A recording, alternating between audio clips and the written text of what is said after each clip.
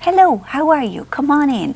I hope you're well, and I apologise for the what would you call it? The lapse in our transmission. Last weekend on the Saturday, poor himself was doing an ordinary household task when suddenly his back went. I don't understand backs, thank Christ, but he was in horrific pain, and God, it's awful. It's awful when someone you love, well, anyone, to see anyone in pain. But so he's been recovering all week on the deliciously strong painkillers and the muscle relaxants and the anti-inflammatories and the this and the that's and the others.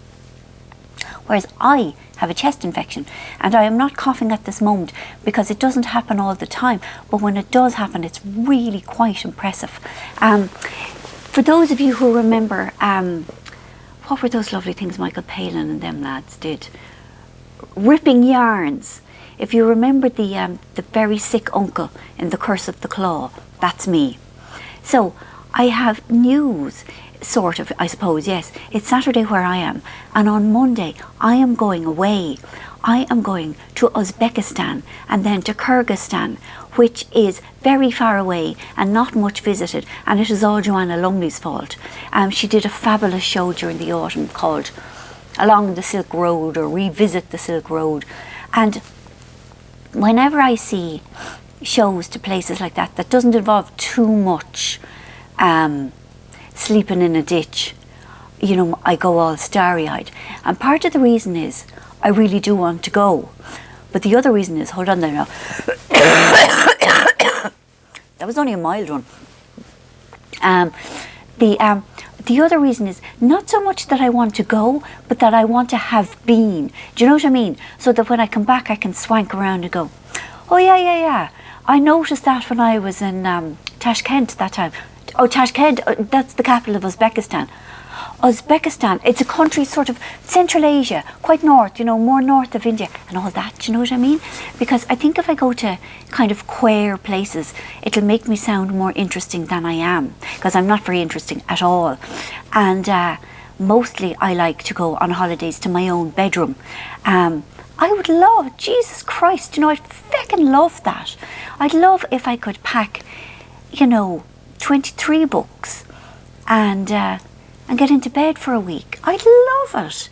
And now that's my idea of a holiday, where I wouldn't have to wash myself and I wouldn't really have to see people. And I could read and read and read. And I wouldn't have to get on a plane. I think I might start, whatever the wording is that, inventing that and saying it's my thing and doing a mental health initiative and that sort of lark and getting praise. I'm only messing.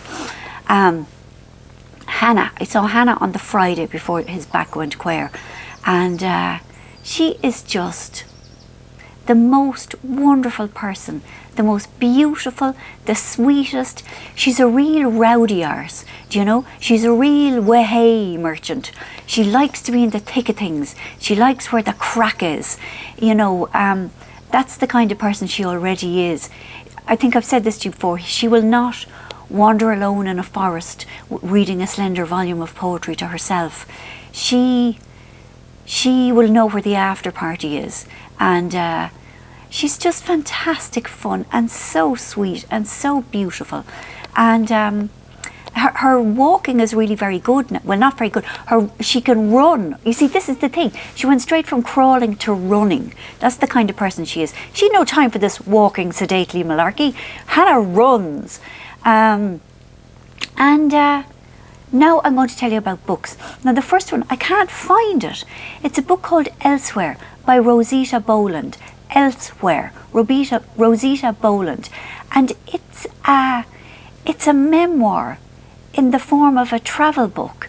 And it's lovely because she goes to all kinds of places, but she writes about it, you know, from the point of view of a woman travelling alone. And I wish I could hold it up to you now, but I'm going to pretend. We're all going to pretend. Elsewhere by Rosita Boland. You will enjoy it very much. Now hold on. This now is a proof of Never Be Broken by Sarah Hillary. Now, do you remember, I think it was about 4 weeks ago, the Sunday Times did this disgraceful list of the best 100 crime novels ever written, and only 28 of the 100 were written by women. So I bought a load of books crime books by women, just to support women. And people recommended Sarah Hillary to me. So I read her first book, which is Somebody Else's Skin, which was incredible. And now I'm reading this, which is also incredible. Like police procedurals. It's about a policewoman called Marnie Rome. But they are very passionate about social justice without rubbing it in your face. And they're very immersive. Like this one it feels like contemporary London, you know, with knife crime and, you know, the huge inequality between black people and then white people in nearby fancy suburbs. But it never feels preachy because it's told from the inside out. It's told via the experience of various characters. I don't know why. Well, maybe it's my fault. Maybe she is really well known and I'm the thick arse.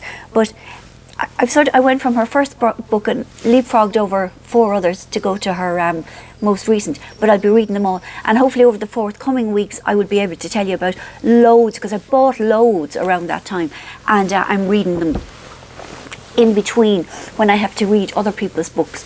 Do you know, because other people ask me to, you know, would I read it and consider giving a quote and stuff like that, and if it's good I will, and if it isn't good, then I will tiptoe quietly away and not say anything mean, because that's my way.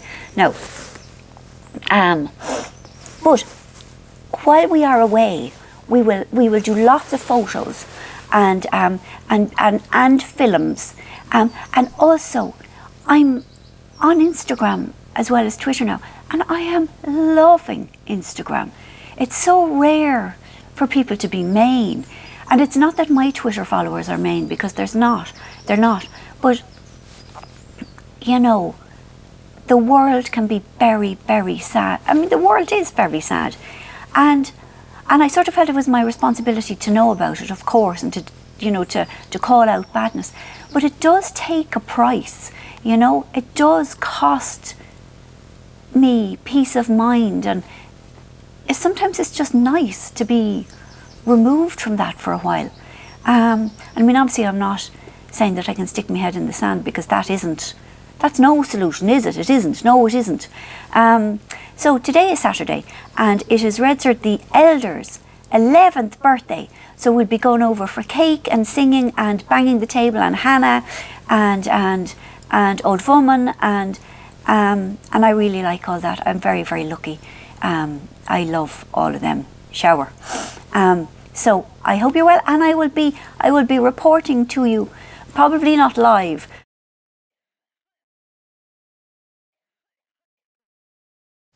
because the phone costs do be very high from Uzbekistan and Kyrgyzstan. But I will find Wi-Fi's and do things. And if you're not seeing much of me on Twitter, come over to Instagram, and I might have done things there. But I'll try and do both. Have a lovely couple of weeks. For those of you with nippers doing the exams, my heart hurts for you. My niece Emma is doing her leaving, and it's just, you know, it's awful. Anyway, never mind. Goodbye. Thank you. Bye. Talk soon.